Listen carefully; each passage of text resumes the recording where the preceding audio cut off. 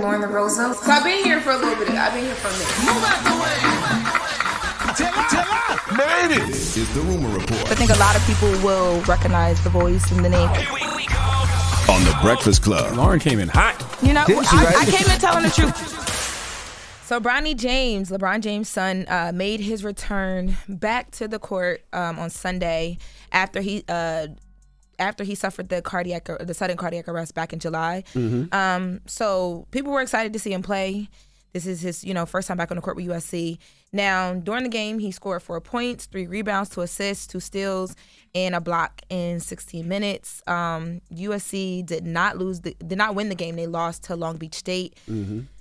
People are just happy to see him up and moving and all that. But then again, the conversation comes in of him being LeBron James' son, and he didn't lead the strongest in this game. Well, he's a freshman. This is his first game back. He got to get, into what they're doing, into the practice, into the role. This is his first game back. I don't know what people expected, but he only played 16 minutes. I'm sure he's on limited minutes, but he did pretty good. He looked pretty good. Mentally and emotionally, physically, just for him to get back out there after what he experienced, I'm sure is, helping him to get over a lot of hurdles. So give the brother a chance. I think people expected LeBron, and you remember LeBron at 18 was playing in the league. He averaged 21 points in the NBA, but Bron, everybody has a different path. Bron also didn't have a sudden cardiac arrest. Correct. That put him down for some months. Give him a minute. We got some audio. I want to take a listen to the audio, too.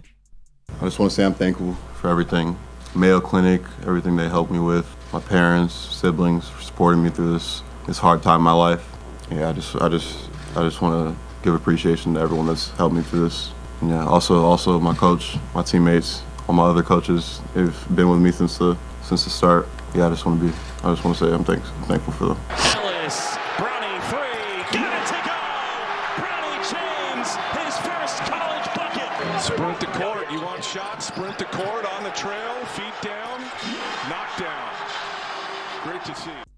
I hope Bronny remembers, too, he's going to be rich regardless, because I'll be damned if I let you niggas on social media stress me the hell out talking about me and what I cannot do. But he still wants to play. He still wants to be great. Sure, but I just hope that don't put too much pressure on yourself, Bronny. You're going to be good regardless. Just please keep that in mind. Because these Negroes are going to do everything in their power to try to break you, okay? And these Caucasians, too, because of who your daddy is. You know what I mean? LeBron's your dad. They couldn't break Bron, so they're going to try to break Bronny. Mm-hmm. Right. Stay focused, young man. It's no way around it. No way at all. I would hate to be, and he's named after his dad. Yeah. That's like even Absolutely. worse. A lot of pressure, but stay focused, young man.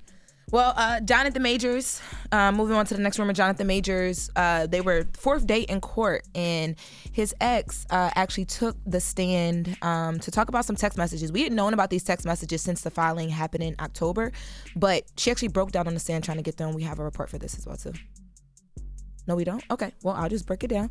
So his ex got on the stand, and what the DA was basically trying to establish was the fact that there was a physical confrontation that happened where allegedly Jonathan Majors harmed her. And in these text messages, she's saying things like, Jonathan Majors, number one, is saying to her that he was afraid for her to go to the hospital because if she went to the hospital, they would ask her questions and it would lead to an investigation, and that's in no way protecting them or protecting us, as Jonathan Majors put it in these texts.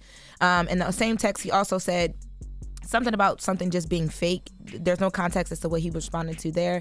But then there's also a response from his ex basically telling him at this point she was in a lot of pain in her head. There was some sort of head injury, and she reassured Jonathan that she wouldn't blame him for anything and wouldn't mention that he caused the injury to her head, but she needed to go get some stronger pain meds because she had been in serious pain and could not sleep.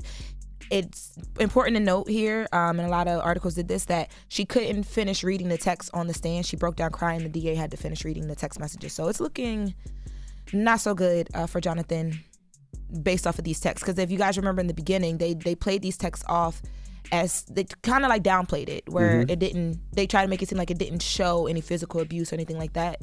It was just him having a conversation about she needed to kind of get herself together before she went to the hospital. But this is showing that like he was basically telling her like, don't go. He was afraid of what police may do. For what reason though? Is what has to be established, right? Yeah, that's what has to be established. But it's just, I'm just thinking if I'm his attorney and the way that we let in back in October and now, is that based off the situation that he's on trial for? Yes. So this is basically, yes. So basically this is a conversation after the whole alleged physical altercation happened where she wanted to go to the hospital, but he was telling her, if you go to the hospital, it may lead to an investigation that doesn't protect us. But she was like, my head is hurting and I need more pain pills. So what do I do?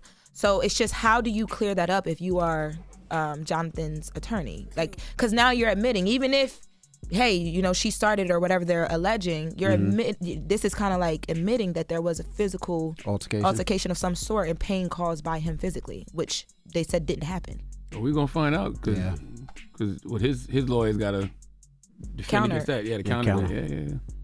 Well, God bless him. His year started off so different than this. Yeah.